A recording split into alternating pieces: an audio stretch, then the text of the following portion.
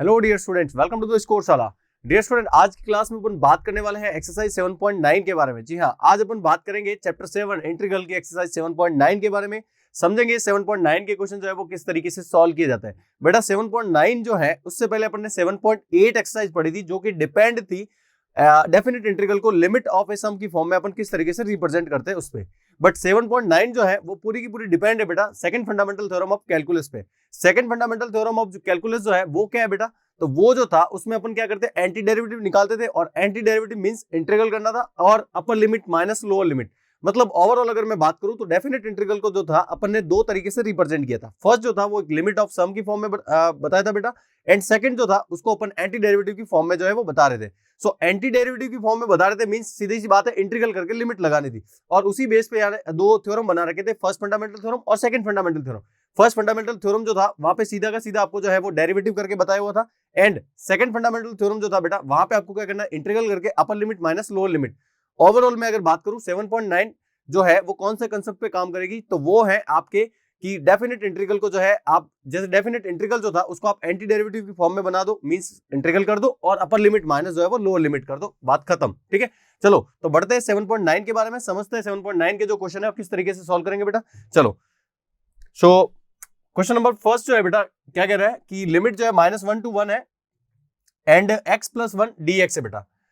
अब आपको ये क्वेश्चंस किस तरीके से देखो सॉल्व करना है मैं बता देता हूं। सबसे पहले आपको क्या करना है, इन क्वेश्चंस को जो सॉल्व करना है वो करना है बेटा एंटी डेरिवेटिव से। मींस इससे पहले जो क्वेश्चन किए थे बेटा वहां पे किया था लिमिट ऑफ ए सम की फॉर्म में आपको रिप्रेजेंट करना था या फिर लिमिट ऑफ ए सम से आपको उसको सॉल्व करना था।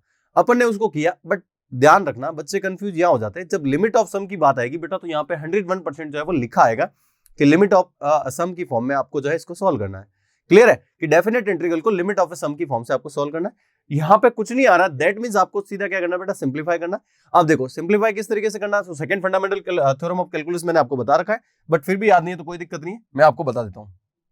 देखो ये था second fundamental theorem of calculus. ठीक है,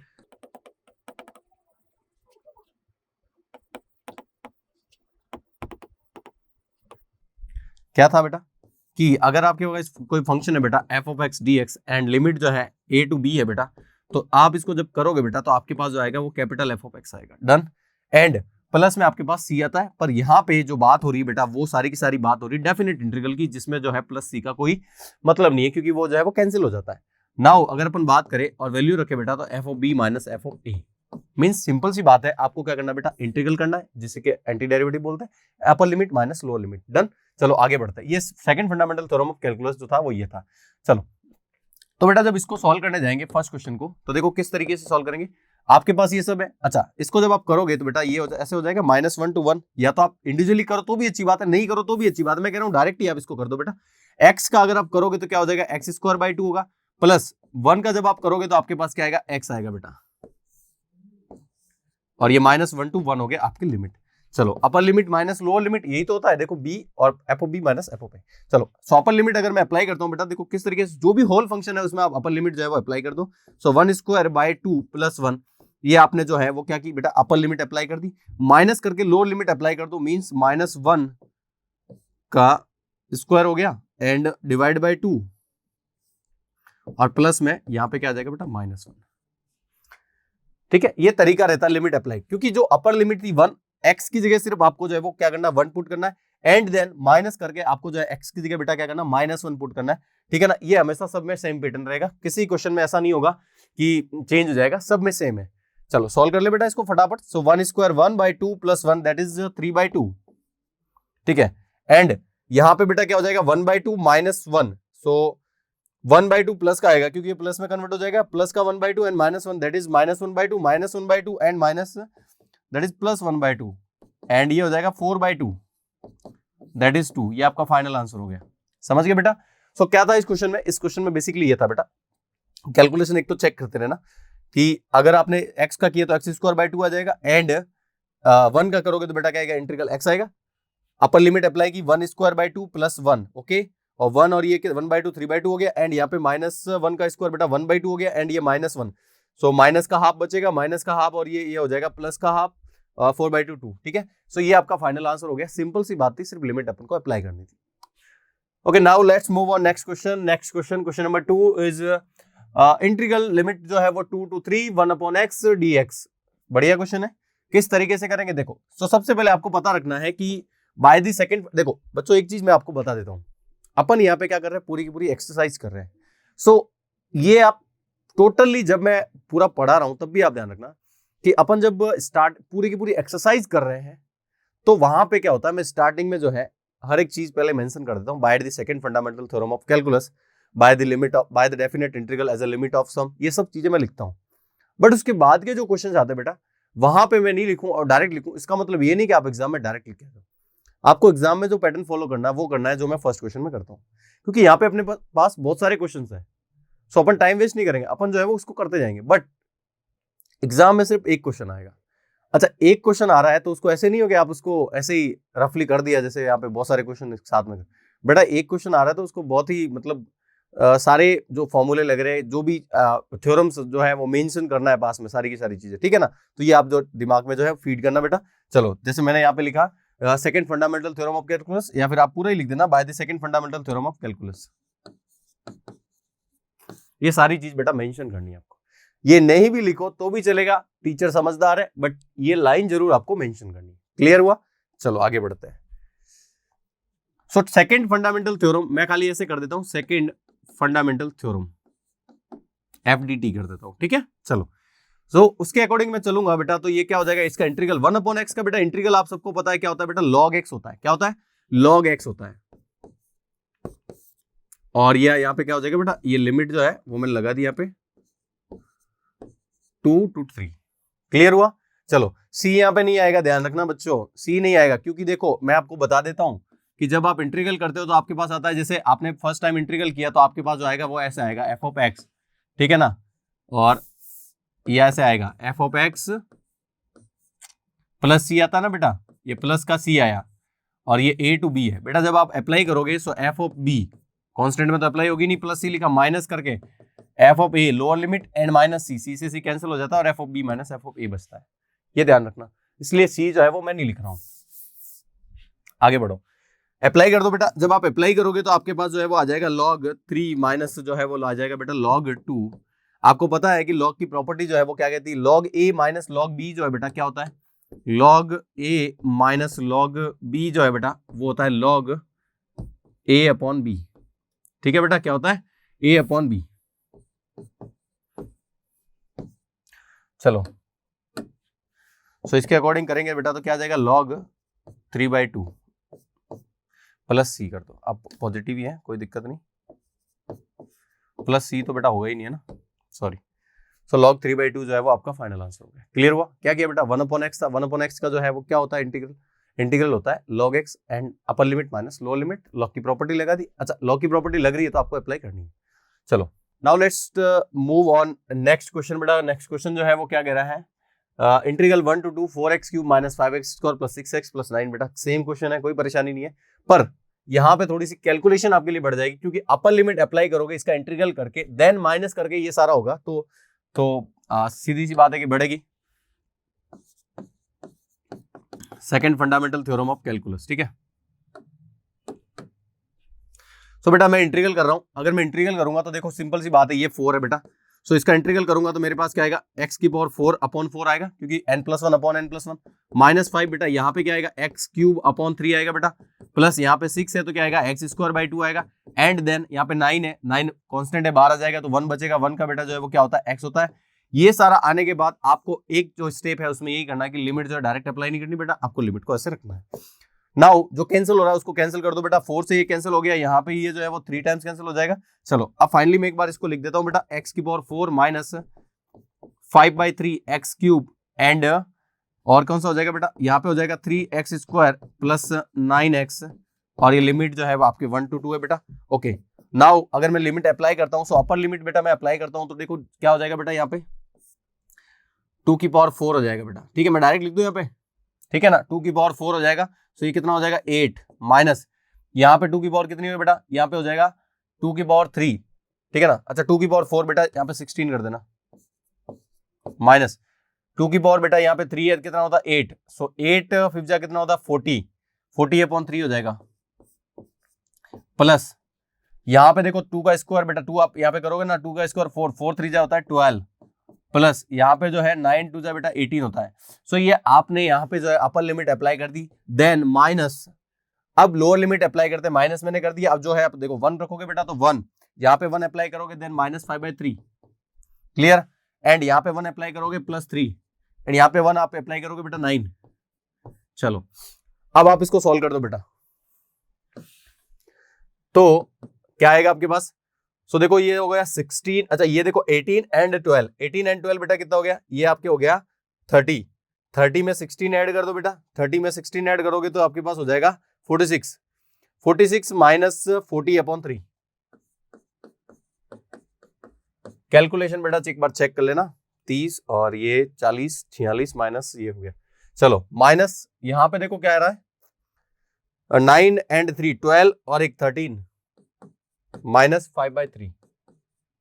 चलो बेटा कर लो फटाफट सॉल्व।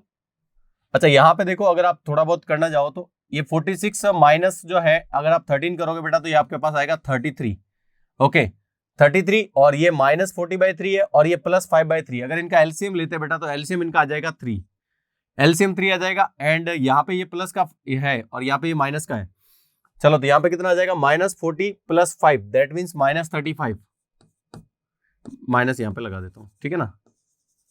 चलो सो ये हो जाएगा 99 माइनस 35 मीन्स 66 से 2 जो है वो 63, इतना ही हो जाएगा, नहीं 62, 99 हो जाएगा, 99 माइनस अगर आप 33 माइनस कर दो 66, बट आपने 2 और लेस कर,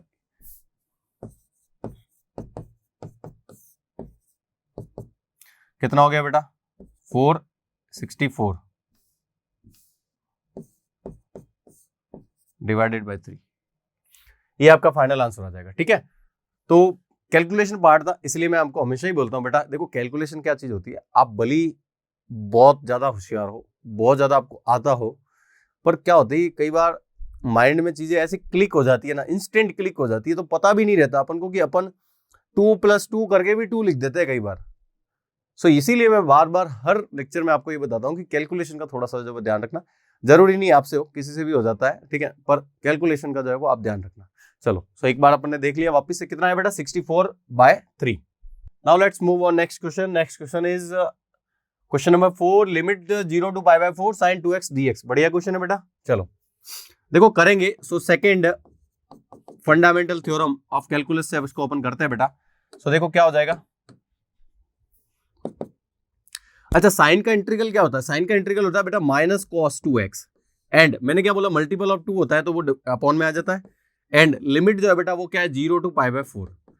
अच्छा एक चीज मैं आपको और बोल देता हूँ, जैसे जैसे क्वेश्चन नहीं आएंगे मैं बताता जाऊंगा कि अगर कोई कांस्टेंट पार्ट है और डेफिनेट इंटीग्रल का सवाल है, सो कांस्टेंट अगर कुछ आ रहा है तो उसको बाहर लेके रख दो पहले से, इससे क्या थोड़ा सा इजी हो जाएगा, क्योंकि अगर आप कांस्टेंट को जैसे -1/2 इसको बार बार साथ लेके चलोगे लिमिट में भी कोई महत्व नहीं है उसका, तो मैं क्या करता हूँ जैसे -1/2 है ना इसको बाहर निकालो, क्यों, क्योंकि देखो लिमिट अप्लाई होती है वेरिएबल पे, -1/2 जो है इसका कोई रोल ही नहीं है, आप ये अप्लाई करोगे तो भी आएगा, लोअर लिमिट अप्लाई करोगे तो भी आएगा, इससे बढ़िया बाहर रख दो ना इसको। सो -1/2 मैंने बाहर रख दिया।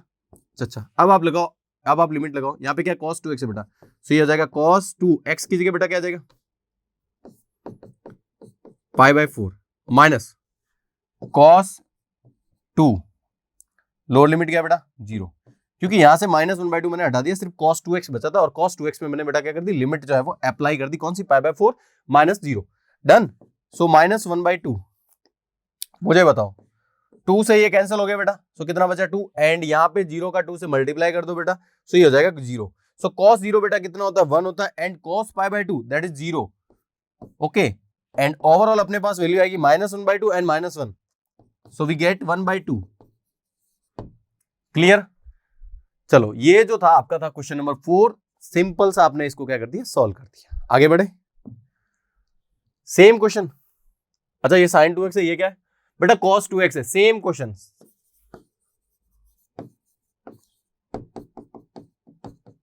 ये आपके लिए होमवर्क है, आप इसको कर देना, समझ गए। चलो आगे बढ़ते हैं,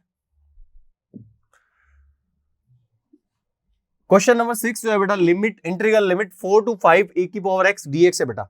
सो by the second fundamental theorem of calculus, by the second fundamental theorem of calculus, बेटा देखो क्या हो जाएगा, इसको जब अपन करेंगे तो ई की पावर एक्स का बेटा इंटीग्रल जो होता है वो ई की पावर एक्स ही होता है, एंड लिमिट आपने 4 और ये 5 अप्लाई कर दी बेटा, ठीक है ना। ये जो क्वेश्चन है जो 7.9 जो है बेटा वो second fundamental theorem of calculus से है। एंड अगर परीक्षा में जो है एग्जाम में जब तक मेंशन नहीं होता पर्टिकुलर मेथड का, देन आप इसको कर सकते हो, समझ में आया। पर वहां पे आ गया कि लिमिट ऑफ ए सम, और फिर आप इसको कर रहे हो, तो मैं तो क्या कोई भी टीचर आपको नंबर नहीं दे रहा वहां पे, तो थोड़ा सा आप ध्यान रखें इसका, आप समझदार हो और समझदार को इशारा ही काफी। चलो, सो x की जगह वैल्यू अप्लाई करेंगे बेटा तो ये हो जाएगा e to the power 5 minus e to the power 4। हालांकि यही आपका आंसर है क्योंकि आगे जो है वो क्या सोल्व करोगे। अच्छा, एक चीज है कि आप इसमें e टू द पावर 4 जो है वो कॉमन ले सकते हो बेटा, सो यहाँ पे बच जाएगा e एंड -1, ये आपका सुंदर सा आंसर हो गया, ठीक है। सो ये डिपेंड करता है कि आप कहाँ तक इसको करते हो। अगर कुछ थोड़ा बहुत सॉल्व होता है ना, मतलब मामूली सा, तो उसको कर दिया करो ताकि एग्जामिनर को शांति हो जाए समझे। चलो देखो, एग्जामिनर क्या होता है बेटा, अब डिपेंड करता है कि वो क्या है। अब जैसे मैं हूं और मैं अगर कॉपी चेक कर रहा होता हूँ, ठीक है, तो अगर उस बच्चे ने यहाँ तक लाके छोड़ दिया, कोई दिक्कत नहीं, करा तो है ना, आता है उसको, ठीक है, कर दिया, इससे आगे था ही क्या, तो कॉमन ही तो लिया था, और कॉमन लेके ऐसा कुछ था नहीं कि भारी भरकम सी कैलकुलेशन, तो मैं इसको सही कर दूं। कोई क्या होता है ऐसे, मतलब इस तरीके से होता है कि नहीं, उसको आंसर चाहिए ही होता है, एकदम परफेक्ट उसको आंसर चाहिए होता है, मे भी नंबर काट ले आपके। अब इसमें मैं कुछ नहीं बोल सकता। सो आप अपनी मेहनत जो है पूरी रखें, आप कोशिश करें कि जितना हो सकता है उसको कर लें। ज्यादा भी दिमाग नहीं है कि इसमें पढ़ते गए अंदर सॉल्व करते जा रहे हो, लॉग एंड कॉस ना आ रहे, ऐसा भी नहीं करना। अगर सिंपल ही है तो कर दो उसको। क्वेश्चन नंबर 7, क्वेश्चन नंबर 7 जो है बेटा उसमें 10x है। अच्छा, 10x का आपको जो है मैंने बता रखा है, 10x का इंटीग्रल अगर आपको आ रहा है तो आपको तो लिमिट अप्लाई करनी बेटा। चलो, second fundamental theorem of calculus जो है बेटा क्या कह रहा है कि 10x बेटा, 10x का जो इंटीग्रल होता है वो होता है log sec x, और या फिर माइनस log cos x। अब आप जो आपकी इच्छा हो, अगर आप sec की वैल्यू ज्यादा प्रेफर करते हो, मैं ऐसा मानता हूं कि बच्चे जो है वो साइन और cos की वैल्यू जो है वो ज्यादा उनको लर्न होती है, और मतलब एक लगता है एक अपने वाली फैमिली वाली फीलिंग्स आती है साइन cos के साथ उनको। सो आप cos में रख दो वैल्यू, कोई दिक्कत नहीं है। सो हो जाएगा बेटा, क्या हो जाएगा यहाँ पे, माइनस log cos x, और लिमिट बेटा क्या है आपकी 0 to π/4। आपकी इच्छा हो तो माइनस कॉमन ले लो, नहीं इच्छा है मूड में नहीं हो माइनस कॉमन लेने के तो कोई बात नहीं, लगा दो बेटा, विथ माइनस भी आप लगा लो। सो हो जाएगा log cos π/4। अच्छा, यहाँ पे माइनस आता है, ये माइनस, ओके डन, सुनना मेरी बात, F of B minus F of A आता है, F of B already minus में था इसलिए ये प्लस वाला माइनस में हो गया, पर माइनस के साथ ये माइनस लगाओ बेटा प्लस हो जाएगा, यहाँ पे हो जाएगा log cos 0, ठीक है। चलो ये आपने लगा दिया। अब मुझे बताओ यहाँ पे cos π/4, cos 45 बेटा कितना होता है, 1/√2 होता है। तो इसको अगर मैं cos 0 बेटा कितना होता है, 1 होता है। अच्छा, cos 0 क्या होता है, अच्छा cos 0 है बेटा, ठीक है ना, cos 0 1 होगा। अच्छा log 0 ये पूरा ही हट गया बेटा, क्योंकि cos 0 जो है नेक्स्ट लाइन में लिख देता हूँ 1 होता है, और log 1 बेटा जो है वो क्या होता है, 0 होता है। यहां पे अगर आप देखो तो यहां पे हो जाएगा माइनस log cos π/4 बेटा जो होता है वो होता है 1/√2 होता है ना।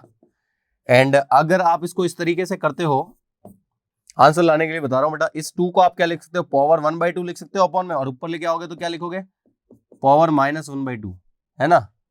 चलो इतने तो आप समझदार हो बेटा, आगे बढ़े। ये -1/2 है, इसको उठा के जो है ना यहां से यहां फेंक दो, सही हो जाएगा प्लस का 1/2, ठीक है। एंड क्या हो जाएगा बेटा, प्लस में तो ठीक है log 2, ये आपका आंसर हो जाएगा, समझे। ये -1/2 जो पावर में था इसको उठा के यहाँ पे फेंक दिया, एंड log 2 बचा, क्लियर है। चलो ये शांति से आपका जो है क्वेश्चन नंबर 7 जो है वो सॉल्व हो गया, आगे बढ़े।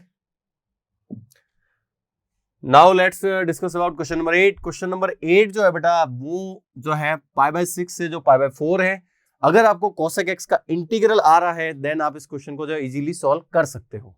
करो बेटा।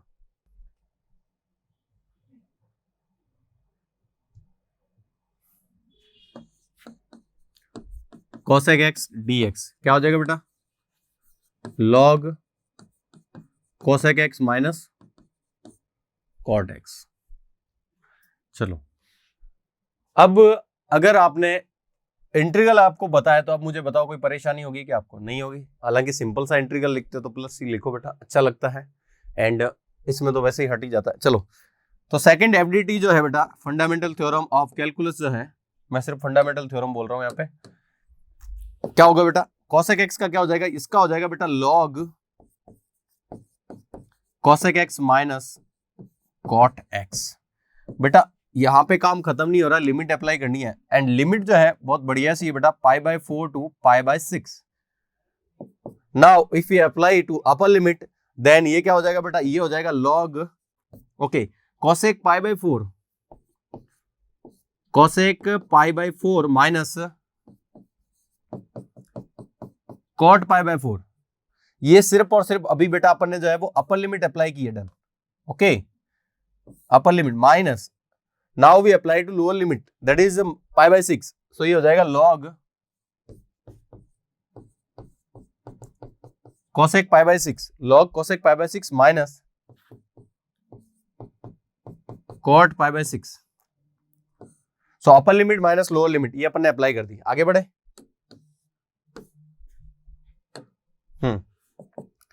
बेटा cosec π/4 जो है वो क्या होता है, देखो अगर आपको cosec वगैरह ये सब चीजें नहीं बताओ तो मैंने क्या बोला, साइन और cos जो है वो फैमिली टाइप लगता है, तो साइन की वैल्यू आप निकाल दो। सो π/4 दैट मींस 45 एंड 45 इज 1/√2, जो साइन में होता है इसकी वैल्यू हो जाएगी 2, सॉरी √2 हो जाएगी, 1/√2 उसमें था, इसमें हो जाएगा √2 माइनस cot π/4 tan π/4 1 होता है तो cot π/4 भी बेटा 1 हो जाएगा, माइनस log यहां पे बताओ मुझे cosec π/6 बेटा, sin π/6 जो होता है 1/2 होता है, तो cosec π/6 जो होता है वो हो जाएगा 2 माइनस बेटा cot π/6, तो tan π/6 जो tan 30 की वैल्यू होती है 1/√3, सो cot की वैल्यू हो जाएगी सिर्फ और सिर्फ √3 log a minus log b, ये a ये आपका b that means log a upon b, so ये हो जाएगा log √2 minus 1 means log a upon b।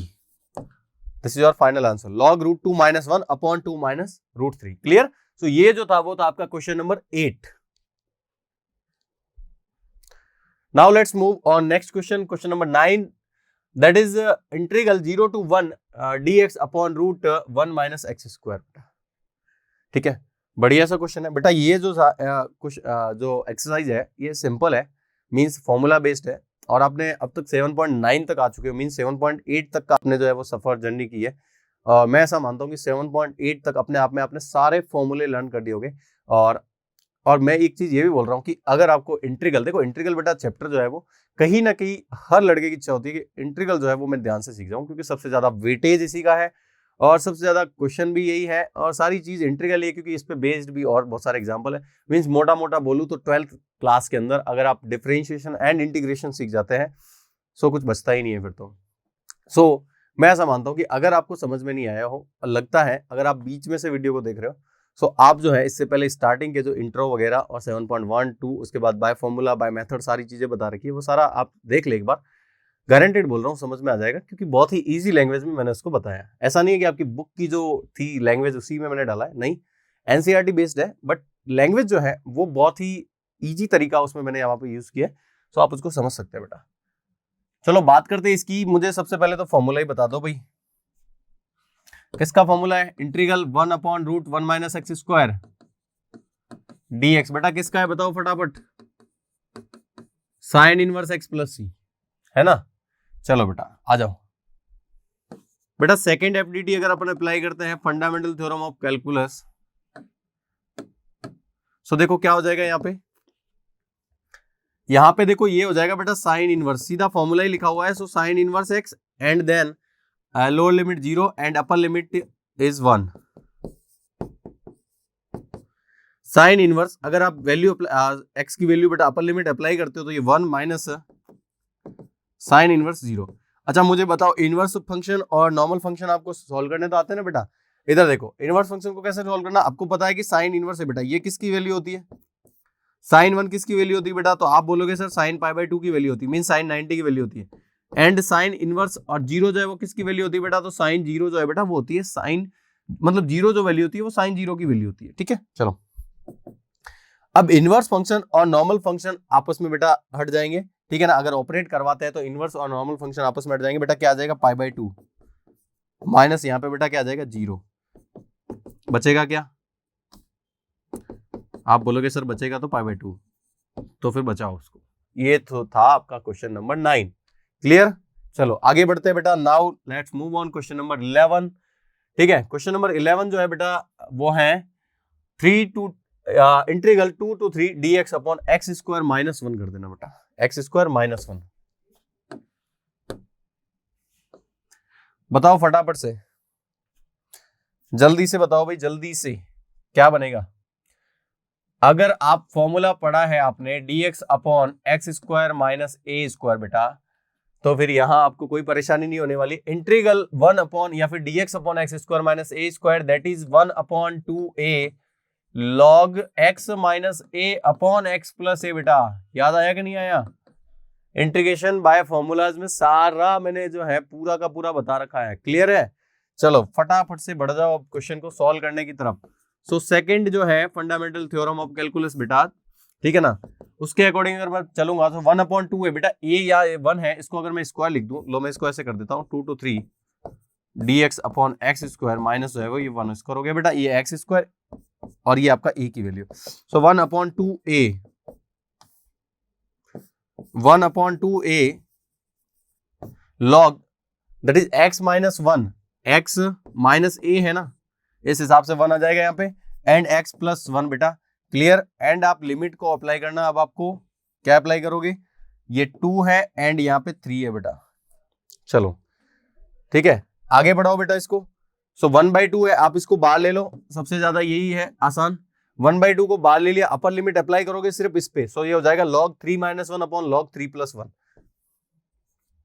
log 3 minus 1 upon के log 3 प्लस 1। क्लियर है ना, log 3 minus 1 upon log 3 plus 1 minus lower limit apply करोगे log 2 minus 1 upon log 2 plus 1, log 2 minus 1 upon log 2 plus 1। Done बेटा, चलो सो 1/2 यहाँ पे देखो क्या आ जाएगा आपके पास, ये आ जाएगा log 2 upon 4 that is 1/2। 2 upon 4 आ रहा है तो 1/2 कर दिया मैंने इसको कैंसिल करके, एंड यहां पे आ जाएगा बेटा 1/3, 2 माइनस 1 1 एंड 3, सो ये हो जाएगा log 1/3।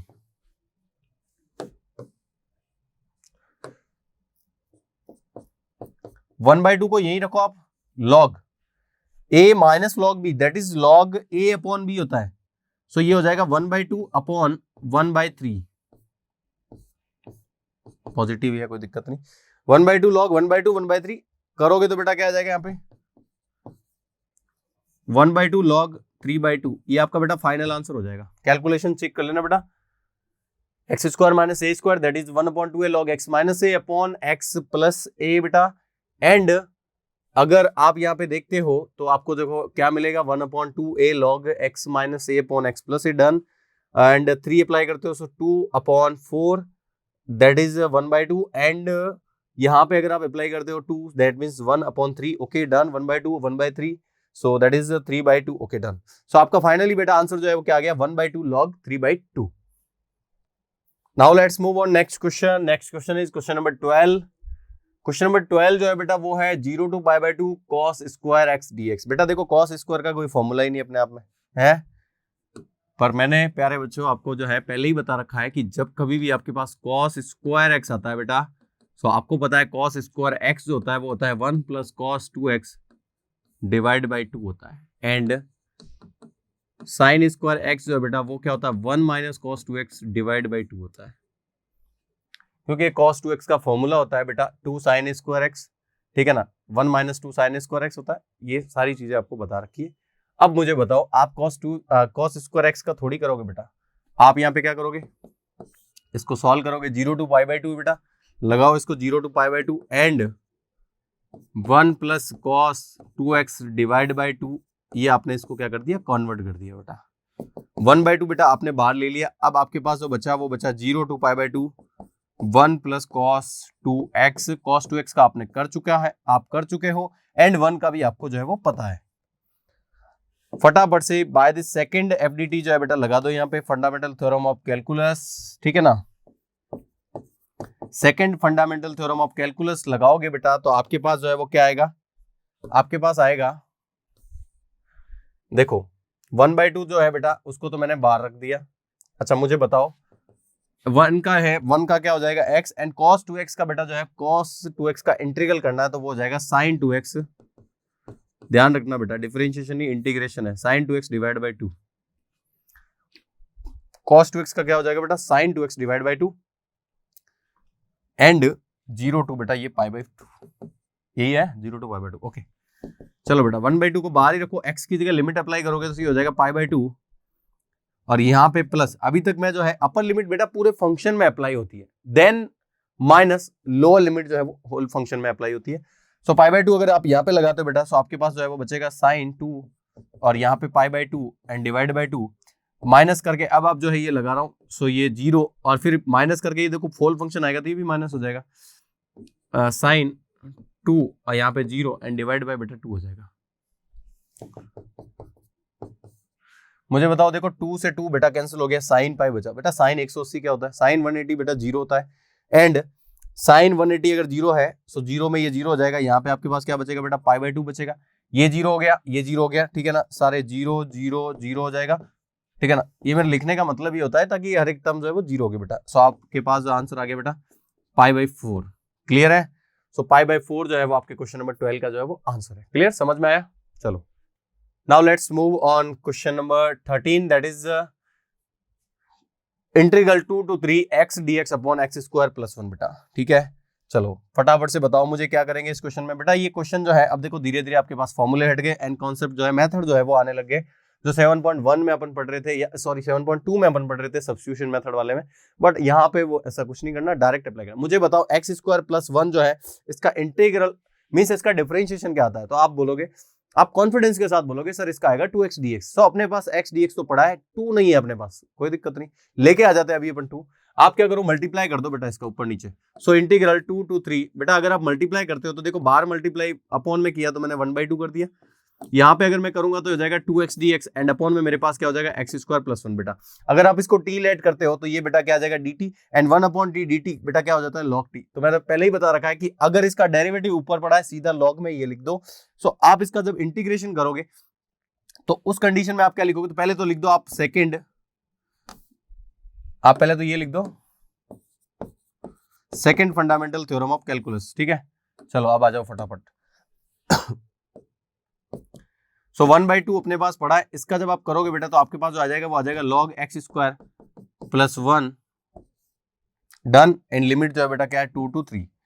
बस इतना सा आपको काम करना है, इसमें कोई ज्यादा दुविधा वाली बात भी नहीं है बेटा। आगे बढ़े, 1/2 को आप यहीं रखो, इसको नहीं छोड़ना है, log अप्लाई करोगे लिमिट बेटा 3 का स्क्वायर बेटा 3 स्क्वायर 9 प्लस 1 बेटा कितना हो जाएगा 10, माइनस जो है वो क्या आ जाएगा log 2 स्क्वायर बेटा 4 प्लस 1 ये हो जाएगा 5, क्लियर।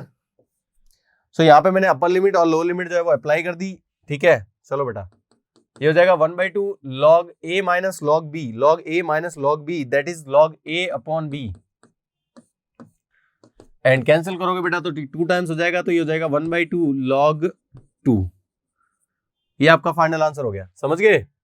बस कुछ नहीं करना था, 2 से मल्टीप्लाई बाय 2 किससे, नोमिनेटर और डिनोमिनेटर दोनों को, ठीक है। चलो बेटा आगे बढ़ते हैं।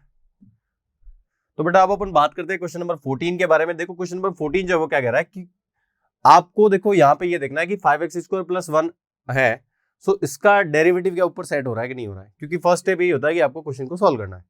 सो क्वेश्चन को सॉल्व करें तो कुछ तो करे ना बेटा, तो इसका डेरिवेटिव क्या ये सेट हो रहा है। सो 5x स्क्वायर प्लस 1 है और यहाँ पे अपने पास जो है 2x प्लस 3। अगर आप 5x स्क्वायर प्लस 1 का बेटा डेरिवेटिव करते हो, 5x स्क्वायर प्लस 1 का अगर आप डेरिवेटिव करते हो बेटा तो आपके पास जो आएगा वो आएगा 10x। सो आपको कोशिश करनी है कि ऊपर जो है वो 10x बन जाए।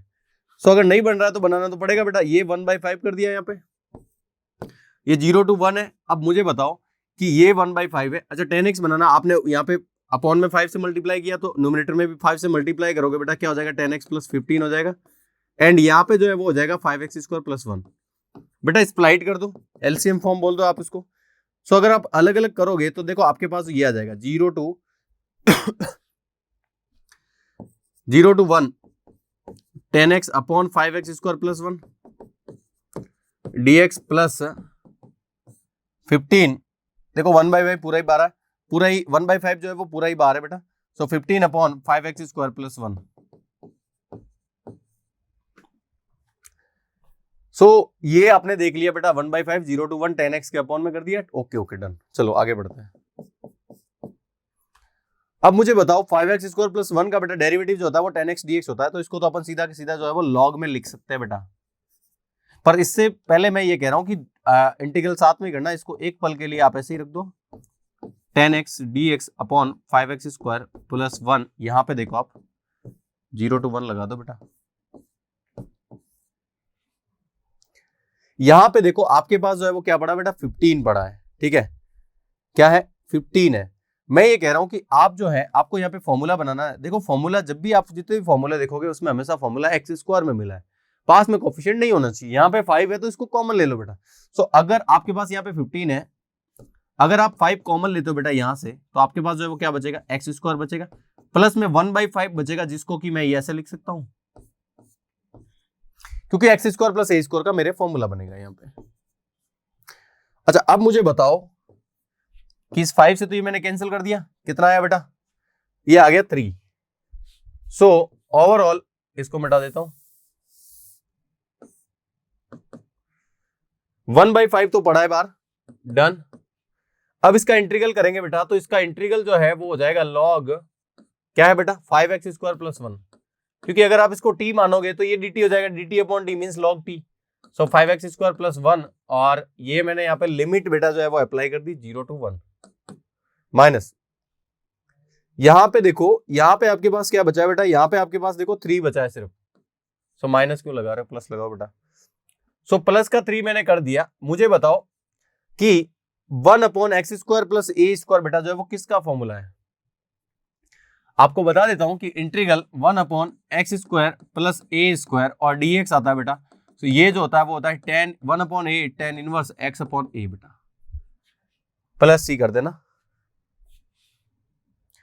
सो 1 upon A tan inverse x upon A, that means 1 upon A.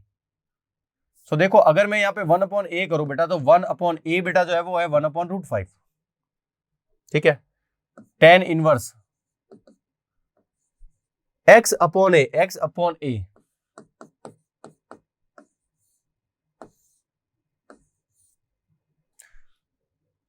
Limit क्या है 0 to 1 है, लगा दो 0 to 1, ये 1, और ये मैंने यहाँ पे ब्रैकेट क्लोज कर दिया 1/5। अच्छा बताओ इसको सॉल्व करते बेटा, लिमिट लगाएंगे जब 1 यहाँ पे तो क्या हो जाएगा 5 + 1 6 log 6, और यहाँ पे जब 0 अप्लाई करेंगे तो बेटा log 1। ये फर्स्ट हो गया अपना काम, प्लस मुझे बताओ ये 5 जो है बेटा ऊपर आ जाएगा अपने पास, √5 ऊपर आ जाएगा, बोलेगा 3√5 हो जाएगा, क्या हो जाएगा 3√5।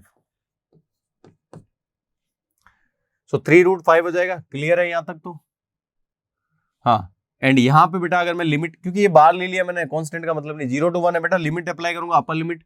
सो अपर लिमिट देखो ये √5x है बेटा, कितना है ध्यान से समझना, √5x है, क्योंकि √5 ऊपर चला जाएगा। सो अगर मैं 1 अप्लाई करूंगा तो √5 रहेगा ना खाली। सो यहाँ पे रहेगा tan inverse √5 minus tan inverse 0 बेटा, क्योंकि √5x से 0 अप्लाई करूंगा tan इनवर्स 0 हो जाएगा। चलो 1/5 का अगर अपन मल्टीप्लाई कर लेते हैं अंदर, तो लॉग देखो ये जो है वो 0 हो जाएगा, कौन कौन सी टर्म 0 हो जाएगी, ये 0 हो जाएगी एंड एक ये 0 हो जाएगी, log 1 0 होता है। सो यहाँ पे हो जाएगा 1/5 log 6, एंड 1/5 का यहाँ मल्टीप्लाई करूंगा बेटा, √5 अपॉन में 5 आएगा, तो अपॉन में जो है वो √5 रहेगा। सो ये हो जाएगा 3 अपॉन √5, 1/5 log 6 प्लस 3 अपॉन √5। यहाँ पे बेटा ये जो है वो tan इनवर्स √5, और ये आपका जो है वो फाइनल आंसर है। समझ गए, तो आया बढ़िया से समझ में। चलो बेटा आया तो बहुत अच्छी बात है। किया गया था अपन को, बेसिकली अपन ने इंटीग्रल जो सीखा है कन्वर्ट करना, फॉर्मूले में फॉर्म में लेके आना, ये आप सबको पता है, ज्यादा मैं नहीं बोलूंगा इसमें। So now let's discuss about question number 15, that is integral 0 to 1 x e⁻x square बेटा, ठीक है। चलो बेटा करते हैं इसको। तो देखो यहाँ पे x स्क्वायर कर देना बेटा, एक तो x स्क्वायर, ठीक है। देखो क्या करेंगे बेटा इसमें, तो integral 0 to 1 x e to the power x square dx है। बहुत इजी क्वेश्चन है बेटा। अगर आप यहाँ पे ऐसे क्वेश्चन अपन ने किए हैं कि let x square is equal to t, so 2x dx is equal to बेटा कितना हो जाएगा, dt हो जाएगा। ठीक है, आपकी इच्छा है आप पहले से यहाँ पे 2 से मल्टीप्लाई करा दो, बार 1/2 कर दो। बेटा आपके पास जो है वो क्या आ जाएगा, आपके पास जो है वो आएगा, देखो 1/2 तो बाहर पड़ा ही है, done. Integral 0 to 1 2x e की, ये देखो पूरा का पूरा मैं लिख देता हूँ 0 to 1। अच्छा ये 2x और ये dx मिलके बेटा क्या बना है, dt बना है, एंड e की पावर बेटा t हो गया, क्या हो गया, e की पावर t हो गया एंड dt हो गया। बेटा बताओ हुआ आई थी, करे, चलो। सो 1/2 बेटा e की पावर t का क्या होता है, e की पावर t ही होता है, एंड 0 to 1। बेटा जो लिमिट अप्लाई करने के आपको दो चीजें बताई थी मैंने। अगर आप सब्स्टिट्यूशन देते हो तो लिमिट को चेंज करो, या फिर जो पहले वाली फॉर्म थी उसमें कन्वर्ट करके जो है वो x की लिमिट रखो। मींस आपके पास जो लिमिट होती है बेटा, जब आपका फंक्शन जो है वो x वेरिएबल में है, सो आपके पास लिमिट भी जो है वो x में वेरी कर रही है। मींस मैं ये कह रहा हूं कि अगर आप सब्स्टिट्यूशन देके t में चेंज किया तो आपका फर्ज बनता है कि आप जो है लिमिट भी है उसको t में चेंज कर दो। अगर आप नहीं कर रहे हो तो वापिस जो फॉर्म है उसमें लेके आओ। तो मैं ये काम करता हूं कि यहाँ पे देखो मैं आपको दो तरीके बता देता हूं। फर्स्ट 1/2 आपके पास पड़ा ही है, सो 1/2 वो बली है, e की पावर t बेटा। अच्छा t क्या था अपने पास, x स्क्वायर था, तो मैं यहाँ पे क्या करता हूं बेटा, e की पावर x स्क्वायर 0 और ये 1 है। ठीक है, ये आंसर की बात कर रहा हूं बेटा। अच्छा अब आप रखोगे बेटा वैल्यू, तो देखो क्या आएगा, अपर लिमिट अप्लाई करोगे तो ये e की पावर 1 का स्क्वायर 1 ही होगा, माइनस e की पावर बेटा यहाँ पे 0 अप्लाई करोगे तो ये हो जाएगा, किसी की पावर 0 बेटा 1 ही होता है, सो ये हो जाएगा 1/2 e, मींस ओवरऑल e/2 आ गया। अगर अपन बात करें सेकंड मेथड की बेटा, तो मैंने ये कहा था कि आपके पास ये आया है जैसे 1/2 e की पावर t, इसको बोलिए आप t की वैल्यू मत रखो, पर एक काम और एक्स्ट्रा बढ़ जाएगा आपका, बढ़ तो दोनों में ही रहा है, इसमें इसमें क्या करना, वापस वैल्यू रखनी पड़ती है, जबकि इसमें वैल्यू नहीं रखनी पड़ती, तो इसमें लिमिट चेंज करनी पड़ेगी। अच्छा यहां पे आ जाओ, यहां पे आ जाओ बेटा,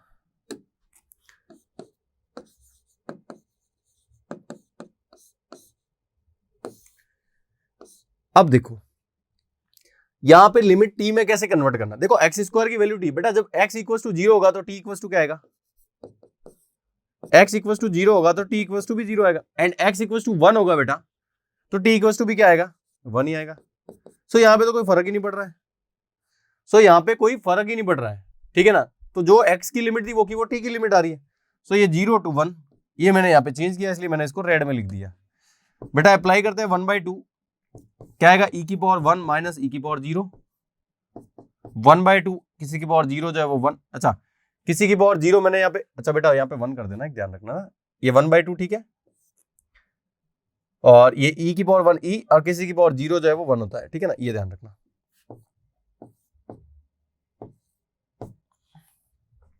क्लियर है, चलो। सो ये 1/2 e, अच्छा वापिस कर दिया क्या,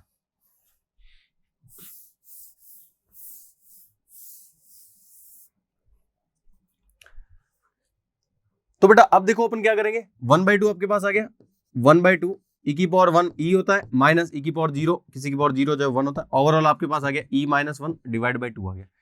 सेकंड मेथड में बेटा मैं क्या कह रहा था कि आपके पास जैसे 1/2 e की पावर t, एंड आपके पास जो है ये आया 0 to 1, 0 to 1 आया।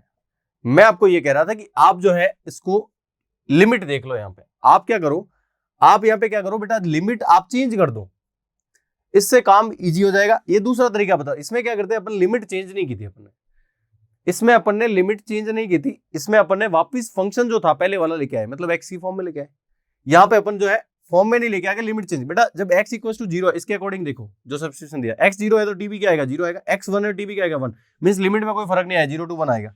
ठीक है, 0 to 1 आएगा, ये मैं रेड से कर देता हूँ 0 to 1 ताकि आपको याद रहेगा, यहाँ पे मैंने ये चेंज किया। सो 1/2 e की पावर 1 माइनस e की पावर बेटा 0 आ जाएगा, सो ये हो जाएगा e माइनस किसी की पावर 0 1 e माइनस 1/2, दोनों में देखो सेम ही आया। ये मैंने स्टार्टिंग में बताया था जब मैंने सब्स्टिट्यूशन मेथड बताया था डेफिनेट इंटीग्रल के लिए। चलो आगे बढ़े, now let's move on question number 16, that is integral 1 to 2 5x square x square plus 4x plus 3 और ये dx है बेटा। अच्छा, इस क्वेश्चन को किस तरीके से करोगे? तो सबसे पहले आपके माइंड में आना चाहिए बेटा, ये क्वेश्चन करने से पहले आपके माइंड में ये आना चाहिए बेटा कि यहां पे अगर आप ध्यान से देखो तो यहां पे आपके पास एक्स स्क्वायर है और यहां पे आपके पास भी एक्स स्क्वायर है।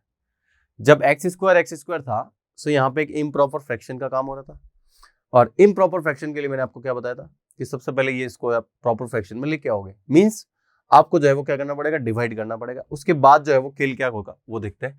सो देखो, मैं 5x स्क्वायर बेटा जो है इसको मैं डिवाइड कर लेता हूं, किससे?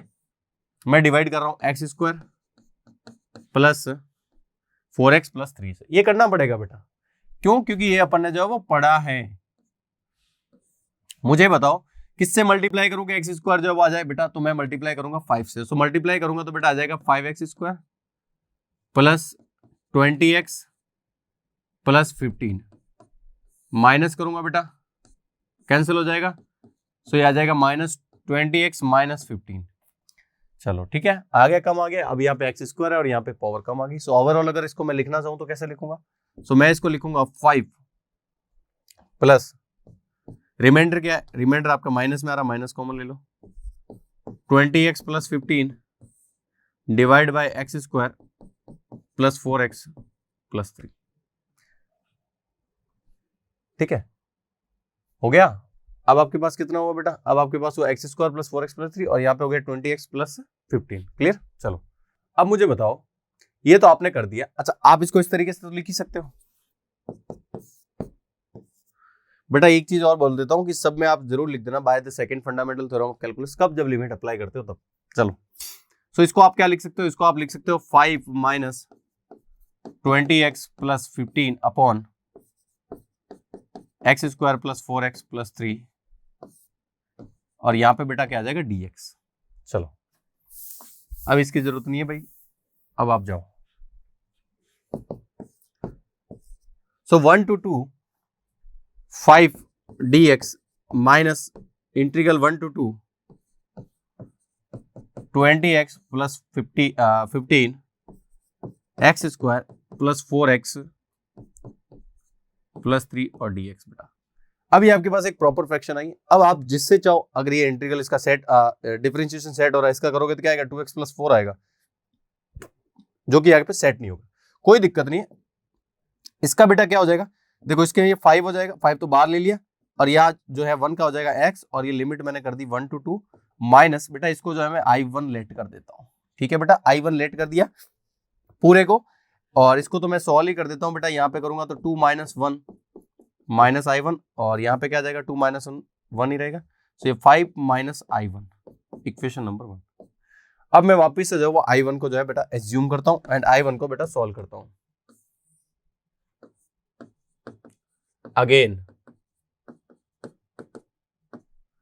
I1 जो था बेटा वो था मेरा 1 to 2 20x plus 15 x square plus 4x plus 3 dx। बेटा अगर इसका इंटीग्रेंड पार्ट लेते हैं, टेकिंग इंटीग्रेंड पार्ट, बेटा इंटीग्रेंड पार्ट पता है ना, यहां से लगा के यहां तक, इसको इंटीग्रेंड पार्ट कहते हैं। सो उसको अगर अपन लेवे, सो ये 20x plus 15 divide by x square plus 4x plus 3। बेटा मैंने इसमें एक मेथड बताया था आपको कि आप इसको जो है वो डेरिवेटिव की फॉर्म में भी लिख सकते हैं। किसको? क्योंकि इसका डेरिवेटिव कहीं ना कहीं आएगा, पावर 2 है तो देखो डेरिवेटिव के बाद क्या आएगा, पावर 1 आएगा। एंड कांस्टेंट, इसको मैनेज करने के लिए मैंने आपको क्या बोला था, a into D upon D x x square, means इसका जो न्यूमिनेटर है वो जो है डिनोमिनेटर की डेरिवेटिव फॉर्म में लिख सकते हैं। ये मेथड आपको बता रखा है मैंने। So X square plus 4x plus 3, और प्लस में बेटा क्या कर दिया b, और अपॉन में आपके पास जो है वो क्या पड़ा रहेगा, x square plus 4x plus 3। इसका कोई मीनिंग ही नहीं है, हटा दो इसको, ये कैंसिल। आपके पास बचेगा 20x प्लस 15। बेटा इसको देखो क्या वैल्यू आएगी, a यहाँ पे आ जाएगा 2x प्लस 4 प्लस बेटा यहाँ पे है b। ठीक है ना, 2x प्लस 4। चलो भाई, सो 20x प्लस 15 इजिकल्स टू, यहाँ पे देखो क्या आ जाएगा, यहाँ पे आ जाएगा 2ax plus 4a plus b। बेटा ठीक है, equating the coefficient of x and constant term अगर अपन करें, सो अगर अपन इक्वेट कराए बेटा, सो इक्वेट कराने के बाद आपके पास क्या आएगा, देखो यहाँ पे जो है x का कोफिशिएंट 2 है, यहाँ पे 20, सो 2a इज इक्वल्स टू बेटा 20, a की वैल्यू जो है बेटा 10 आ जाएगी। एंड यहाँ पे अगर कांस्टेंट पार्ट की बात करें तो 4a plus b is equals to बेटा 15 है, a की वैल्यू अगर मैं 10 रखता हूँ बेटा, ये कितना हो जाएगा 40 माइनस 15 बेटा कितना हो जाएगा, सो ये आ जाएगा माइनस का आएगा 25।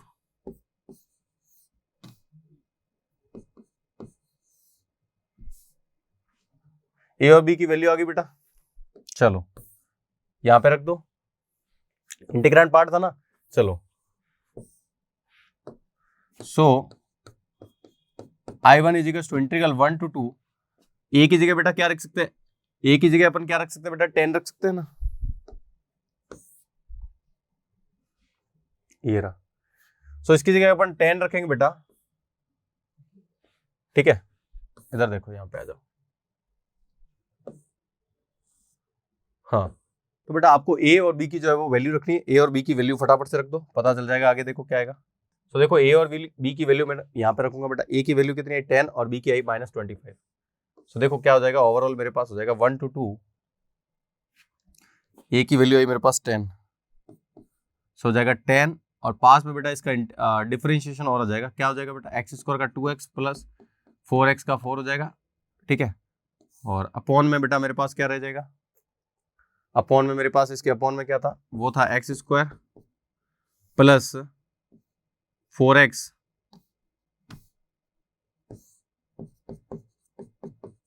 प्लस 3 प्लस बी की जो वैल्यू है बेटा वो आई -25, अपॉन में हो जाएगा x square plus 4x plus 3, ठीक है ना।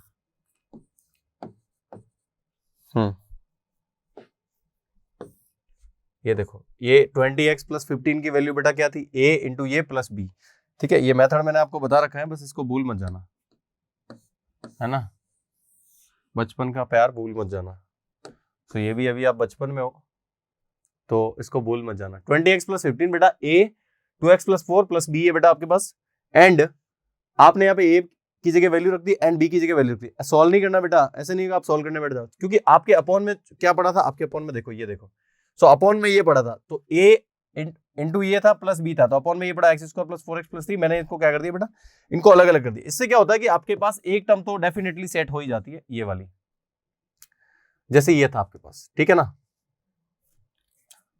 सो देखो कितना आया बेटा, अच्छा ये सही तो आया 20x प्लस 3, ए की वैल्यू 10 रखोगे तो कितना आएगा 20x प्लस 40, हाँ सही आएगा, चलो ये सही है अपना वैल्यू, ठीक है। सो यहाँ पे ए और बी दोनों के साथ मैंने क्या कर दिया बेटा, सेपरेट कर दिया, एंड देखो अब मेरे पास क्या था उस पर डिपेंड करता है, क्वेश्चन बढ़िया है, बड़ा है थोड़ा सा,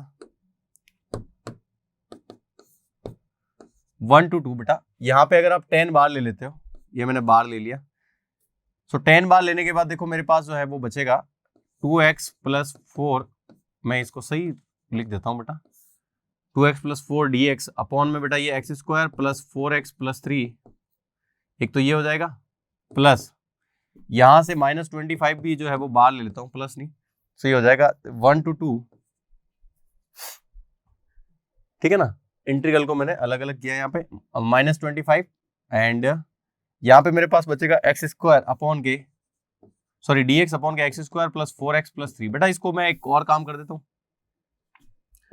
एक्स स्क्वायर प्लस 4x और ये 3 जो है बेटा इसको मैं 4 -1 कर सकता हूँ ना, आप बोलोगे सर क्यों नहीं कर सकते, आप तो कर ही सकते हो,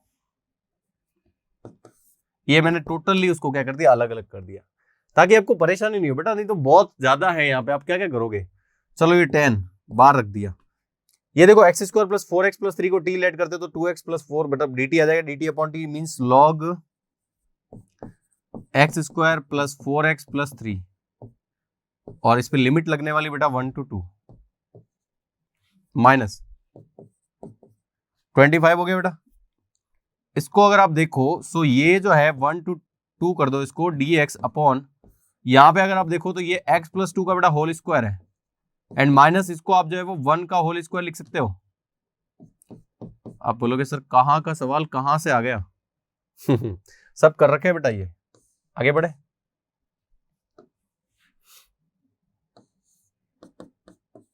यहाँ तो मैंने इंटीग्रल कर दिया, लिमिट अप्लाई कर दो, 2 स्क्वायर 4 हो जाएगा एंड ये 8 और कितना हो गया बेटा, तो ये हो गया 4 क्योंकि 2 का स्क्वायर है 4 एंड 4 टू जा 8, 8 4 12 प्लस 3 15 हो गया बेटा, सो हो जाएगा log 15। तो log अपर लिमिट माइनस लोअर लिमिट लगाएंगे, सो 4 प्लस 3 7 प्लस 1 8, सो इसका काम फिनिश। नेक्स्ट 25। बेटा मुझे बताओ अगर आप इसको t ऐड करते हो तो ये क्या आएगा dt, क्योंकि x प्लस 2 बेटा क्या है x प्लस, मैंने आपको ये कई बार बोला है कि जब कभी भी x प्लस 2 आए तो आप जो है इसको एज ए x ही समझो, क्योंकि इसका डेरिवेटिव बेटा जो है वो dx ही आता है। अगर आप इसको t लेट भी कर देते हो तो dx इज इक्वल टू क्या आएगा बेटा dt आएगा। सो डरने की आवश्यकता नहीं है, मैं कह रहा हूं आप इसको एज ए x ट्रीट कर दो, जहां पे x की वैल्यू आ रही फॉर्मूले में वहां पे x प्लस 2 रख दो। सो आपके पास है x प्लस 2 का होल स्क्वायर माइनस जो है वो 1 स्क्वायर, दैट इज ये आपके फॉर्मूला बन जाएगा integral x square minus a square dx बेटा, that is 1/2a log x minus a upon x plus a formula बनेगा। सो इसके अकॉर्डिंग अपन चलेंगे, 1/2a अपना वही है, log क्या आएगा बेटा x की जगह आ जाएगा x plus 2 minus a, okay and x plus a, so 1/2 log x plus 2 minus 1 that is x plus 1 and ये हो जाएगा x प्लस 3। सो ये आपके पास आ जाएगा एंड अब तो लिमिट अप्लाई भी करनी है बेटा आपको अभी तो। सो -25 मैंने बाहर ले लिया, अब यहां पे मेरे पास जो आ रहा है वो आ रहा है 1/2 log x plus 1 upon x plus 3 और एक काम बचा है वो है लिमिट का, बताओ मुझे सही है। चलो अब इसकी जरूरत भी नहीं है। सो 10 log a minus log b that is log a upon b, जो हो जाएगा 15/8 -25 एंड ये 2 जो है वो मैंने यहाँ पे बाहर लेके आ गया, दैट इज अब मेरे पास क्या बचा, अब मेरे पास बचा log x plus 1 upon x plus 3 बचा बेटा, यहाँ पे अप्लाई कर दो। सो 2 अप्लाई करते हो तो 2 प्लस 1 3/5, सो ये हो जाएगा log 3/5 ये अपर limit minus log lower limit that is 2/4, so 1/2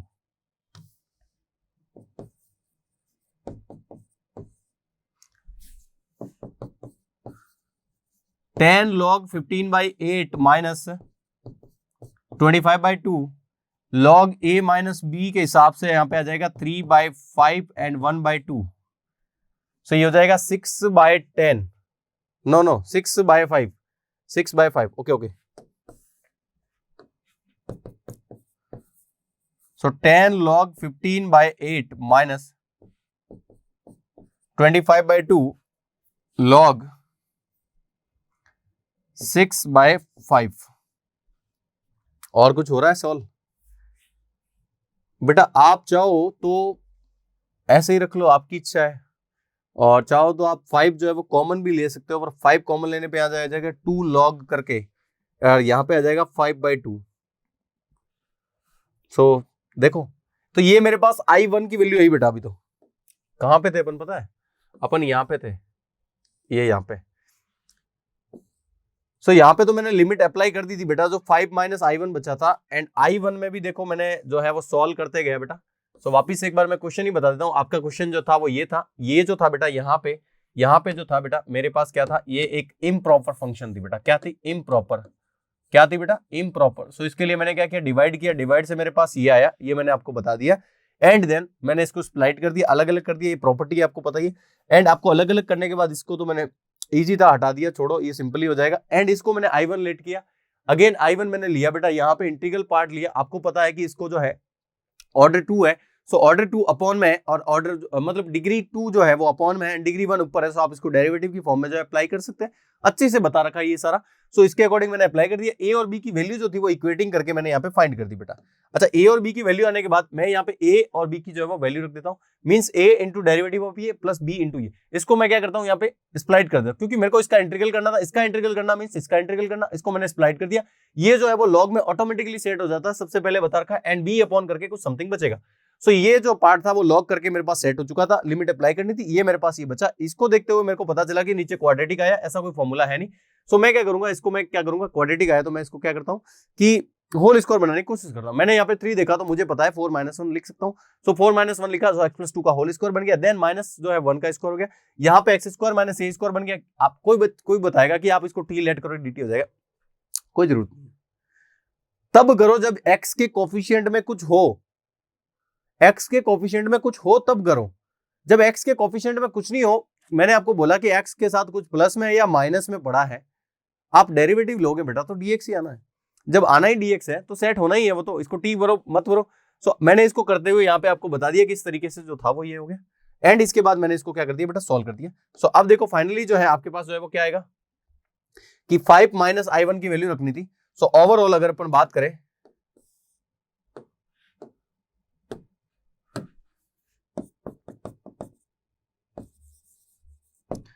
so overall i की जो वैल्यू है, या फिर मैं इंटीग्रल करके जो भी था आपका क्या था बेटा, इंटीग्रल था 5x² अपॉन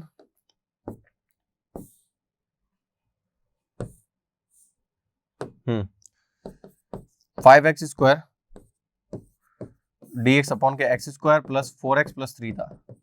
सो इसकी वैल्यू बेटा कितनी आई, 5 - i1 आई, मतलब माइनस i1 थी, तो ये हो जाएगा 10 log 15/8 माइनस 25/2 log जो है वो 6/5।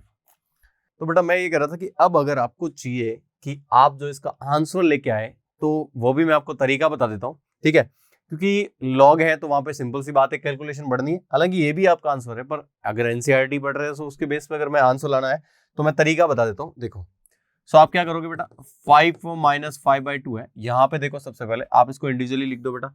सो यहाँ पे अगर आप लिखने जाओगे तो क्या हो जाएगा बेटा, 4 तो यहाँ पे, सो ये हो जाएगा लॉग, इसको क्या लिख सकते हो बेटा, या फिर एक साथ लिख देते हैं लॉग, इसको आप क्या लिख सकते हो बेटा, इसको आप लिख सकते हो 5 × 3, एंड इसको आप क्या लिखोगे बेटा, 8 है, 8 को आप लिख सकते हो लॉग 2⁻³ कर दो बेटा, ठीक है। अच्छा -5 है यहाँ पे, ठीक है, लॉग। बेटा अगर आपको आंसर ही चाहिए तो मैं आपको एक बोल देता हूं, क्योंकि लॉग यहाँ पे सॉल्व किया हुआ है। तो देखो मैंने आपको एक चीज बताई थी कि यहाँ पे सबसे पहले मैं बात कर रहा हूँ यहाँ पे कि यहाँ पे जब अपन ने लोअर लिमिट रखी थी बेटा, तो आपके पास वैल्यू आई थी 1 + 1 2/4 आई थी। मीन्स आपकी जो ये वैल्यू है बेटा, ये जो वैल्यू है ये वाली, ये जो है वो क्या है बेटा, 2/4 थी। सो मैंने जो है वो कैंसिल करके लिखी तो अपने पास वो आंसर आया था। पर अगर आपको एज इट इज रहने देते हो तो आपका जो बुक का जो आंसर है वो आ जाएगा। सो मीन्स मैंने सिर्फ एक क्या किया था बेटा, एक सिर्फ 2 से डिवाइड ही किया था, कैंसिल ही तो किया था। जो एक्चुअल में मेरे पास 12/10 आना चाहिए था वो कट के मेरे पास 6/5 आ गया था। सो अगर आप इसको जो है 2 से मल्टीप्लाई कर देते हो, ठीक है ना, सो 2 से मल्टीप्लाई कर देते हो तो आपके पास देखो क्या बन जाएगा, 12/10 बन जाएगा, ठीक है ना। सिर्फ इस टर्म की मैं बात कर रहा हूँ। सो 12/10 लिख सकते हो, ठीक है ना। कब, अगर आप उसको कैंसिल नहीं कर रहे हो तो मैंने यहाँ पे कैंसिल करके आंसर बता दिया, और नहीं करके भी मैं बता देता हूँ तो वो आपका बुक का आंसर मिल जाएगा। सो यहाँ पे आपके पास क्या आ जाएगा, सो ये हो जाएगा 4 × 3 12 होता है, एंड 5 × 2 बेटा ये 10 होता है। बस आपको सिर्फ इतना सा काम करना है। चलो भाई फटाफट से कैलकुलेशन पे लग जाओ। अब देखो यहाँ पे आपके पास क्या मिल जाएगा बेटा, तो यहाँ पे देखो आपको मिलेगा, जो फैक्टर हो रहे थे मैंने कर दिए। अब देखो अब क्या मिलता है, यहाँ पे देखो बेटा, यहाँ पे आपके पास आ जाएगा log 5, okay, plus log 3 done, -3 log 2। आप समझदार हो, ये अपॉन में माइनस आ जाएगा, पावर आगे आ जाएगी, ठीक है। चलो -5, यहाँ पे बेटा क्या आ जाएगा log 4 डन, log 4 के बाद बेटा यहाँ पे आ जाएगा log 3 minus log 5 and minus log 2।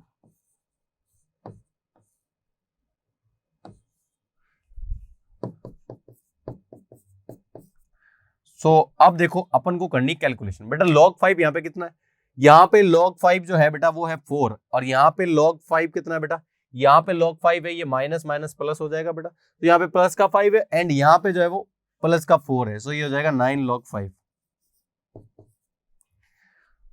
ठीक है। ये आपके एक आ गया। अच्छा अब देखो समझते सेकेंड स्टेप पे आते हैं बेटा। यहाँ पे आपके पास अगर अपन log, और क्या बेटा, यहाँ पे जो है आपके पास log 4 आ रहा है।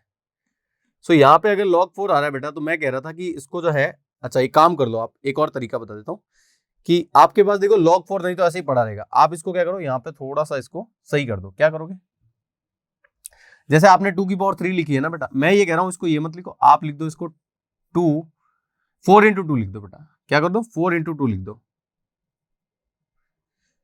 अरे यार, ये हो जाएगा 5 इंटू 3 और इसको आप लिख दो 4 इंटू 2 लिख दो, क्योंकि ये सेटलमेंट करना बेटा। सो यहाँ पे ये हो जाएगा log, यहाँ पे 3 लिखा था एंड 3 log 2 जो है बेटा ये हट जाएगा, आपके पास आएगा माइनस log 4 माइनस log 2। अब मुझे बताओ यहाँ पे log 5 जो है वो सॉल्व हो चुका है, इसको स्टार लगा देता हूँ ताकि इसको जो है अपन काउंट नहीं करेंगे। log अगर अपन 4 की बात करें बेटा तो यहाँ पे देखो कितना आ रहा है, यहाँ पे आ रहा है माइनस 4 log 4 और यहाँ पे minus 5 log 4 means minus 9 log 4। Clear हुआ, चलो इसका भी हिसाब कंप्लीट हो गया। log 3 और 2 की बात करते हैं बेटा, log 3 कितना है यहाँ पे log 3 जो है बेटा वो है 4 log 3 मीन्स प्लस का ही है, और यहाँ देखो यहाँ पे प्लस का 4 है और यहाँ पे जो है वो माइनस का 5 है, सो माइनस का log 3 बचेगा बेटा। चलो इसका भी हिसाब कंप्लीट हो गया, बचा log 2। यहाँ पे log 2 कितना बेटा, माइनस का 4 है एंड यहाँ पे log 2 जो है वो प्लस देखो कितना है बेटा, माइनस 5 एंड माइनस 2 बेटा। यहाँ पे हो जाएगा माइनस log, हाँ माइनस 4 log 2, मतलब माइनस का 4 है यहाँ पे और यहाँ पे जो है वो प्लस का है बेटा, ठीक है ना। तो ये आपके पास कैंसिल हो गया, कितना आ जाएगा, ये आ जाएगा आपके पास प्लस का log 2 आएगा, क्योंकि यहाँ पे 5 है प्लस का और माइनस का 4 है, सो प्लस का जो है वो हटा जाएगा log 2। बड़ी भाई वास्ट कैलकुलेशन है इसकी। चलो सो 5 माइनस 5/2, ये मुझे तो ये काम कोई सही नहीं लगा यार। आप मेथड को देख रहे हो या फिर आप बच्चों से क्या क्या करवा रहे हो, ठीक है, आपको आंसर लाना, आंसर ला के देता हूं मैं।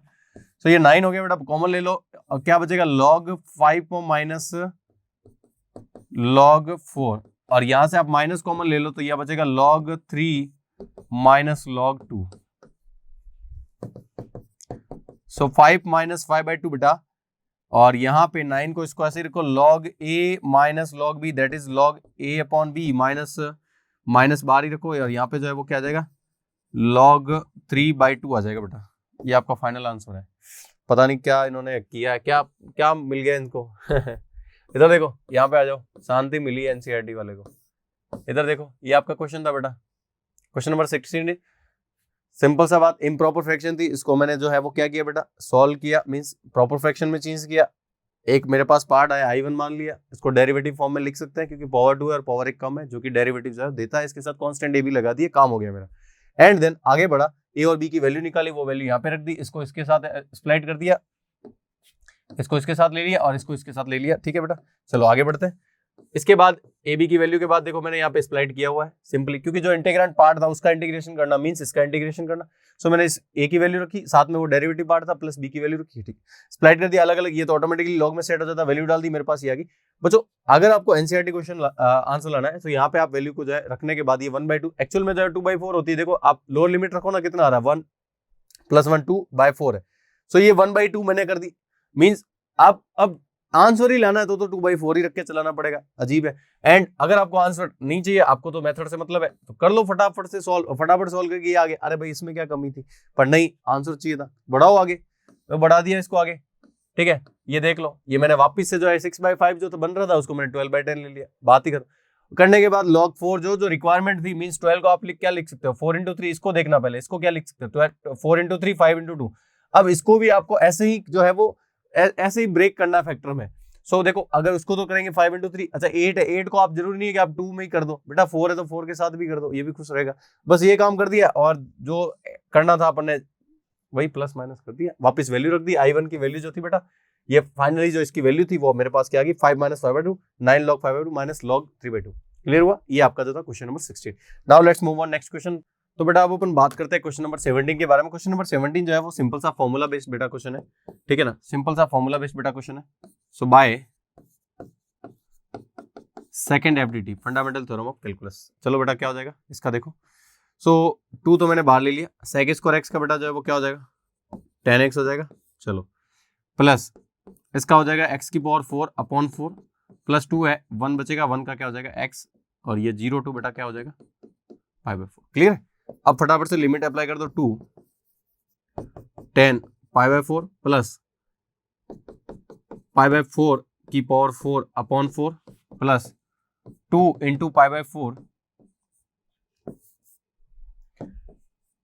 अपर limit minus lower limit 2 into tan 0 plus 0 upon 4 and plus 0। ठीक है बेटा, ये मैंने अप्लाई कर दी।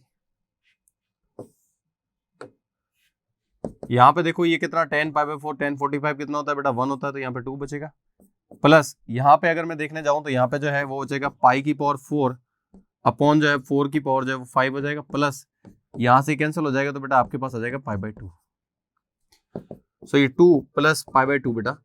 अब मुझे बताओ यहाँ पे इधर देखो, यहाँ पे इस 4 को मैं क्या लिख सकता हूँ, इस 4 को मैं 2 स्क्वायर लिख सकता हूँ और पावर 5, पावर की पावर जो है बेटा मल्टीप्लाई हो जाएगी। सो आपके पास बचेगा 2 प्लस π/2 और यहाँ पे पाई की पावर 5 अपॉन 2 की पावर बेटा 10। 2 की पावर 10 किसे नहीं आता मुझे बताओ? अगर 2 की पावर 10 नहीं आता तो फटाफट से उठ जाओ भाई, है 2 की पावर 10 नहीं आता किसी को तो उठ जाओ, नहीं तो मैं उठा रहा हूँ फिर क्लास में से। चलो सो 2 प्लस π/2 बेटा 2 की पावर 10 जो होता है वो होता है 1024 1024 होता है। ये आपका फाइनल आंसर है। समझ गए? सिंपल सा था, सिर्फ अपन को क्या करना था बेटा, सिर्फ और सिर्फ इंटीग्रेशन करना था। आगे बढ़े, नेक्स्ट मूव और question number 18, that is question number 18 जो है बेटा वो है 0 to pi sine square x/2 minus cos square x/2। बेटा इसको जो है सबसे पहले माइंड में ये आना चाहिए कि cos 2x जो होता है बेटा वो होता है cos स्क्वायर x माइनस जो है बेटा क्या होता है साइन स्क्वायर x। यहाँ पे है sign square x/2 minus cos square x/2। अगर मैं यहाँ से माइनस कॉमन लेता हूं तो मैं इसको ऐसे लिखूंगा sine square x minus cos square x। बेटा अगर मैं नेक्स्ट लाइन में मेरे को सिर्फ वैल्यू चाहिए थी sine square x minus cos square x की बात करूं बेटा तो माइनस जो है वो इधर आ जाएगा। सो यहाँ पे बचेगा माइनस कॉस 2x। बेटा मेरे पास यहाँ पे एंगल हाफ था, थोड़ा सा पहले एनालिसिस करो कि जो एंगल यहाँ पे होता है उसका डबल यहाँ पे होता है, ठीक है ना। सो यहाँ पे अगर मैं हाफ करता हूँ बेटा एंगल, सो इसका डबल इधर क्या होगा बेटा, सिर्फ और सिर्फ क्या होगा, मतलब हाफ का डबल क्या होता है, सिर्फ सिंगल ही होता है, मतलब 1x होगा।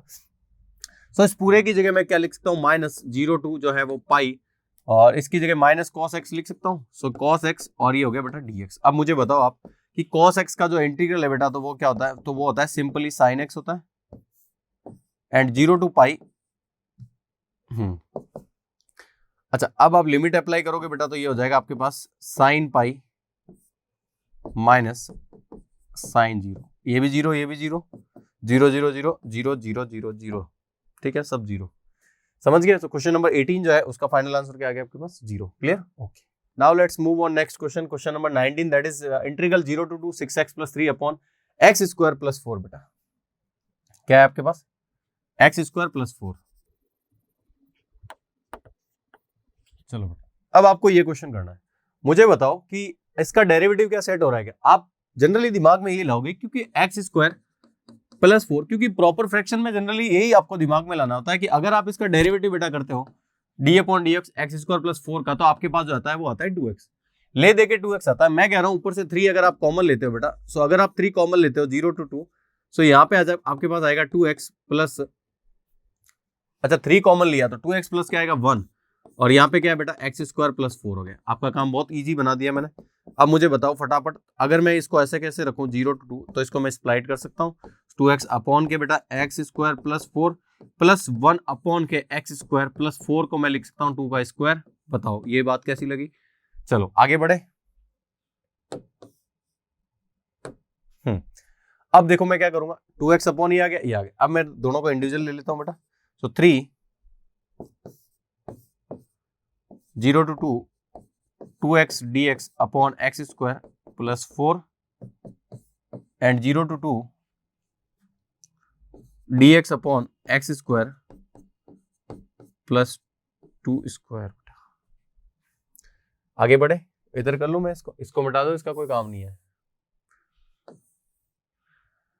अब देखो इसको t लेते थे dt, या dt upon t log t में सेट हो जाएगा। चलो सो यहाँ पे हो जाएगा log x square plus 4। Clear? Limit जो है बेटा क्या है, लिमिट है यहाँ पे 0 टू 2, और एक लाइन जो है इंपॉर्टेंट वो जरूर लिख देना, by second F D T plus बेटा बार जो है वो 3 है, सबसे बार जो है वो 3 है, उसका ध्यान रखना, क्योंकि बच्चे क्या करते हैं इसको भूल जाते हैं, ये फिर इसके साथ हो जाता है, ठीक है ना। 0 to 2 में हो गया। इसका देखो बेटा करोगे तो 1/x² plus a square, that is जो है tan इनवर्स में चला जाता है, सो 1/a tan inverse x/a, tan inverse x/a, और यहाँ पे लिमिट जो है बेटा क्या आ जाएगी 0 to 2 आ जाएगी इसके लिए, और सो ये 0 to 2 और ये मैंने लिख दिया, 3 मैंने यहाँ रख दिया। मुझे बताओ अगर आप लिमिट अप्लाई करते हो बेटा, तो 3 तो बाहर ही है, यहाँ पे जो है आपके पास क्या आ जाएगा, अपर लिमिट अगर अप्लाई करते हो तो आपके पास आएगा log 2 का स्क्वायर 4 + 4 बेटा कितना हो गया 8, माइनस अगर आप 0 रखते हो तो क्या आ जाएगा log 4 प्लस, यहाँ पे प्लस था तो प्लस चलाया मैंने, यहाँ पे बेटा 1/2 को आप बाहर रख दो, tan इनवर्स अगर आप 2 रखोगे बेटा तो आपके पास आएगा tan इनवर्स जो है वो 1 आएगा, एंड माइनस जो है वो tan इनवर्स बेटा क्या आ जाएगा 0 आ जाएगा, है ना। चलो 3 log 8 माइनस log 4, आपको पता है इसको आप लिखोगे log 8/4 प्लस 1/2 यहाँ पे, ठीक है। ये मुझे बताओ 1/2 10, ये तो 0 हो गया बेटा, ये जो है किसकी वैल्यू थी tan π/4 की, तो इसकी जगह tan π/4 रखोगे तो tan और tan इनवर्स आपस में दोनों इनवर्स है, सो ये जो है ये क्या हो जाएगा π/4 बेटा, सो यहाँ पे आपके पास आ जाएगा π/4 माइनस 0, सो ये हो जाएगा 3 log, ये देखो कितना हो जाएगा बेटा 2, 3 log 2 प्लस यहाँ पे π/4 बचेगा, 3 का मल्टीप्लाई मैं और करा दूंगा तो ये हो जाएगा 3π/8, ये आपका फाइनल आंसर हो जाएगा, ठीक है ना। सो क्वेश्चन था अपने पास 0 to 2 6x + 3/x² + 4, आंसर आ गया वो आ गया 3 log 2 + 3π/8, ये जो था आपका क्वेश्चन नंबर तो था 19 बेटा, 3 log 2 + 3π/8। चलो बेटा आगे बढ़ते हैं, नेक्स्ट क्वेश्चन के ऊपर बात करें तो नेक्स्ट क्वेश्चन जो है वो क्वेश्चन नंबर 20 है बेटा। क्वेश्चन नंबर 20 को इंपॉर्टेंट इसलिए भी कर देना, हालांकि मेथड तो सारे ही पढ़ रखे हैं अपन ने, अब क्या इंपॉर्टेंट कराऊं, क्वेश्चन नंबर 16 एक जरूर इंपॉर्टेंट कर देना, क्योंकि उसमें जो है एनसीईआरटी वाले अपन से कुछ मांग रहे थे, है ना, समझे मेरी बात, इसमें एनसीईआरटी वाले अपन से कुछ मांग रहे थे, समझे पता नहीं कौन सा बाकी रह गया था, अगले जन्म का या पिछले जन्म का, जो कह रहे थे कि हमें कई आंसर लेके आओ,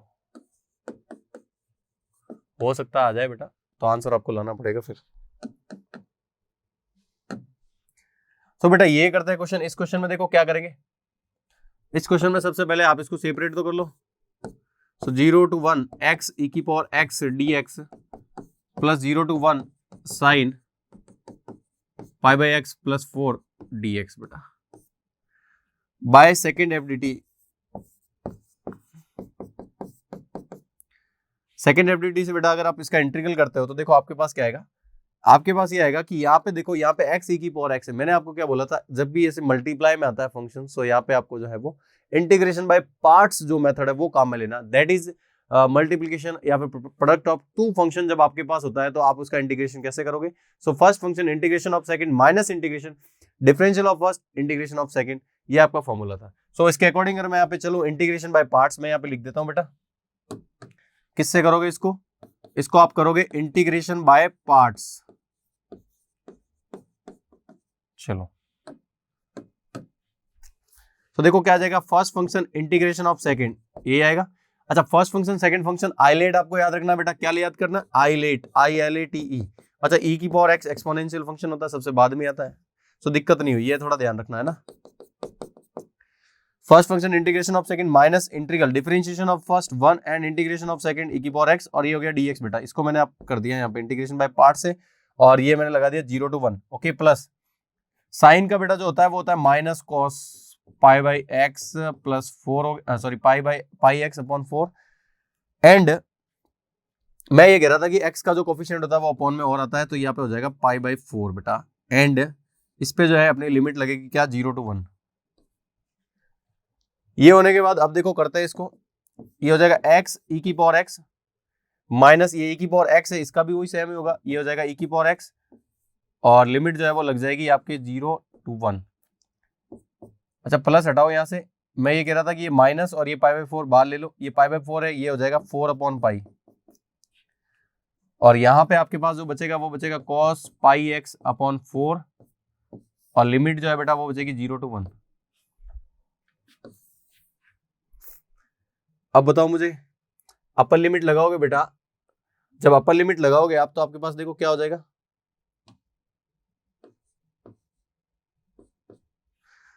वन लगाओगे तो ये 1 हो जाएगा, ये हो जाएगा e की पावर 1। सो e की पावर 1 मीन्स e आएगा, ठीक है, माइनस यहां पे भी देखो e की पावर 1, सो यहां पे भी क्या आ जाएगा माइनस e, ये अपर लिमिट लगाई मैंने, माइनस लोअर लिमिट अभी लगानी है।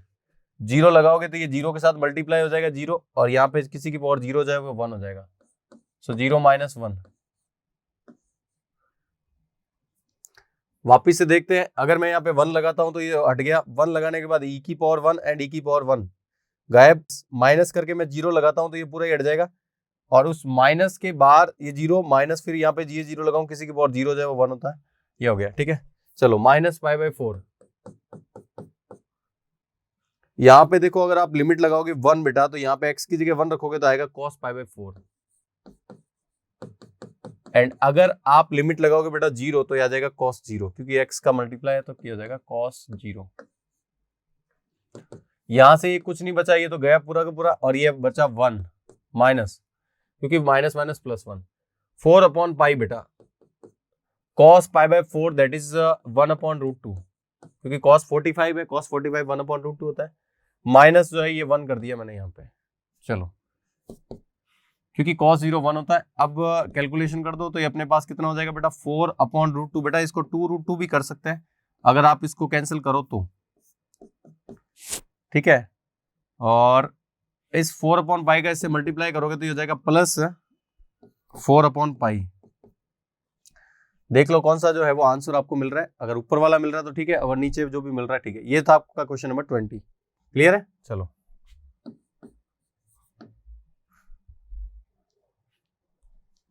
Choose the correct answer in exercises 21 and 22। बेटा ये सिंपल ही बताया, एमसीक्यू होते हैं तो इजी होता है, सिर्फ फॉर्मूला बेस्ड है। मुझे बताओ फटाफट से क्वेश्चन नंबर 21 का जो आंसर है फटाफट से करके बताओ। सो देखो यहाँ पे अपने पास जो बन रहा है बेटा dx upon 1 plus x square, और आपको पता है कि 1 अपॉन 1 प्लस एक्स स्क्वायर बेटा जो होता है किसका होता है, tan इनवर्स x का होता है। किसका होता है बेटा, tan इनवर्स x का होता है। किसका होता है, tan इनवर्स x का होता है, ठीक है। इसका इंटीग्रेशन होगा tan इनवर्स x। अच्छा, इंटीग्रेशन में अब आपकी लिमिट जो है बेटा वो क्या है, तो आपकी लिमिट जो है बेटा वो है 1 एंड रूट 3 है बेटा। सो अगर आप रूट 3 लगाओगे तो आपके पास आ जाएगा tan inverse root 3 minus tan inverse 1। फटाफट से बताओ जल्दी से, tan इनवर्स रूट 3 बेटा, रूट 3 जो है वो क्या होता है, रूट 3 कौन किसकी वैल्यू होती है। सो अगर आप देखो समझो तो tan इनवर्स में जो रूट 3 होती है बेटा वो होती है tan पाई बाई 3 की वैल्यू होती है बेटा, tan 60 की वैल्यू होती है। एंड अगर आप tan इनवर्स में 1 देखोगे तो 1 जो होता है वो होता है tan पाई बाई 4 की वैल्यू होती है बेटा। क्लियर, tan इनवर्स और tan है, इनवर्स ऑपरेशन है, हटाओ इसको, क्या बचेगा पाई बाई 3, इनवर्स ऑपरेशन है, क्या बचेगा बेटा, यहाँ पे क्या बचेगा पाई बाई 4, एलसीएम लेंगे तो 12 आ जाएगा, 4 पाई माइनस 3 पाई बेटा, दैट इज पाई बाई 12 बेटा। क्या आएगा, पाई बाई 12 आ जाएगा। कैलकुलेशन चेक कर लेना, पाई बाई 12 मिल रहा है क्या, पाई बाई 3 2 पाई, ये रहा ऑप्शन डी जो है इसका राइट आंसर हो जाएगा। क्लियर है, ऑप्शन डी इसका राइट आंसर हो जाएगा। चलो बेटा बहुत बढ़िया, पहले से कर लिया था कि करवा रहा हूं मैं आगे बढ़ते हैं। क्वेश्चन नंबर 22 दैट इज 2/3, अच्छा 0 to 2/3 इंटीग्रल की लिमिट है and dx upon 4 plus 9x square है बेटा।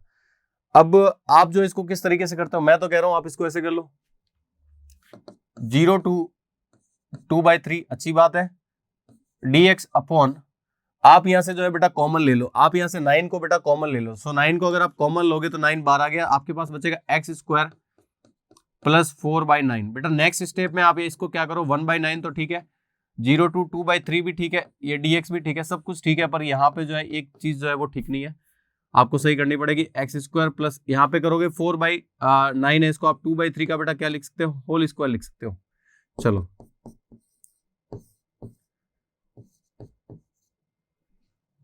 अब कर ही लो, बार बार लिखने से क्या मतलब है, ठीक है ना। अच्छा 1 upon x square plus A square बेटा, tan इनवर्स में अगेन tan इनवर्स में जाएगा बेटा, तो 1/x² प्लस a² मैं करूंगा तो मेरे पास जो आएगा वो आएगा 1/a means 1/a tan inverse x/a, okay, and limit जो है बेटा 0 to 2/3। सो 1/9 यहाँ पे बेटा क्या है 2/3 है, ऊपर जाएगा तो 3/2 होगा, जिसको कि मैं बाहर ले सकता हूँ, ये 3/2 कर दिया और बाहर ले लिया।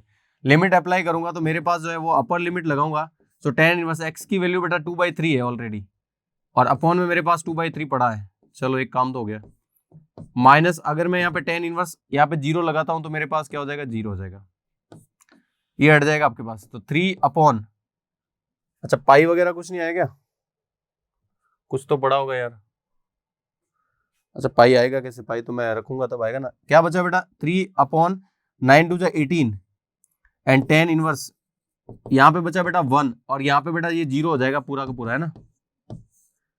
चलो सो tan इनवर्स 1 बेटा जो है ये किसकी वैल्यू होती है, होती है π/4 की, क्योंकि tan इनवर्स π/4 रखोगे तभी तो सॉरी tan π/4 रखोगे tan इनवर्स ऑपरेशन हो जाएंगे। सो 3/18 इंटू जो है यहाँ पे आ जाएगा π/4। अच्छा एक इंपॉर्टेंट चीज 3/18 जो है ये तो कैंसिल ही हो गया 6 टाइम्स, है ना, तो इसको आप ऐसे भी तो लिख सकते थे। तो ये 1/6 इंटू जो है यहाँ पे π/4 मीन्स π/24 मिल रहा है, ये रहा ABCD, ऑप्शन सी जो है इसका राइट आंसर हो जाएगा π/24 बेटा, π/24, ठीक है। तो सिंपल सा क्वेश्चन था, बस ये तो पहले कर ही रखे थे सारे के सारे। तो ये जो एक्सरसाइज थी, ये जो थी सारी की सारी जो थी बेटा, ये किस पे बेस्ड थी, ये जो थी ये थी second FDT means second fundamental theorem of calculus. So आपको पता रखना है बेटा कि किस तरह में मतलब किस तरीके से कैसे करने हैं क्वेश्चंस को। सो अगर डेफिनेट इंटीग्रल आपको लिमिट ऑफ सम की फॉर्म में पूछ ले तो आपको वो करना है, और अगर डेफिनेट इंटीग्रल आपको कुछ नहीं पूछ रहा है, सिंपली पूछ रहा है, तो आपको जो है second fundamental theorem of calculus, और पूरी लाइफ टाइम याद रखना कि डेफिनेट इंटीग्रल को अगर आपको सॉल्व करना है, कुछ भी नहीं करना है, दैट मींस सीधा सा आपको second fundamental theorem of calculus he apply करना है। ये आप कहीं भी चले जाना, हायर क्लासेस, हायर स्टडी, या फिर कहीं भी कंपटीशन की फील्ड में, एनडीए, एयरफोर्स, एक्स ग्रुप, आप जो भी एग्जाम दे रहे हो, एडवांस मैथ्स में इंटीग्रेशन का क्वेश्चन आ गया एंड उसमें भी डेफिनेट इंटीग्रेशन का क्वेश्चन आ गया, आपको जो है second fundamental theorem of calculus he apply करना है, जब तक कि कोई स्पेसिफिक कंडीशन या स्पेसिफिक मेथड जो है वो वहां पे मेंशन नहीं किया हुआ हो, ठीक है। तो ये जो था वो था आपका क्वेश्चन नंबर 22 बेटा, जो अपन ने आसानी से सॉल्व कर दिया। अब आपको मुझे बताना है कि आपको जो ये लेक्चर कैसा लगा। अगर आपको लेक्चर बढ़िया लगा हो तो आपको जो है YouTube पे जाके स्कोरशाला का जो चैनल है उसको जो है सब्सक्राइब करना है, और भी टेलीग्राम, FB, इंस्टाग्राम, सारे सब जगह पे ही अपना स्कोरशाला है, आप वहां पे भी फॉलो कर सकते हैं। तो जरूर बताना। Thank you so much for watching this video, watching this lecture.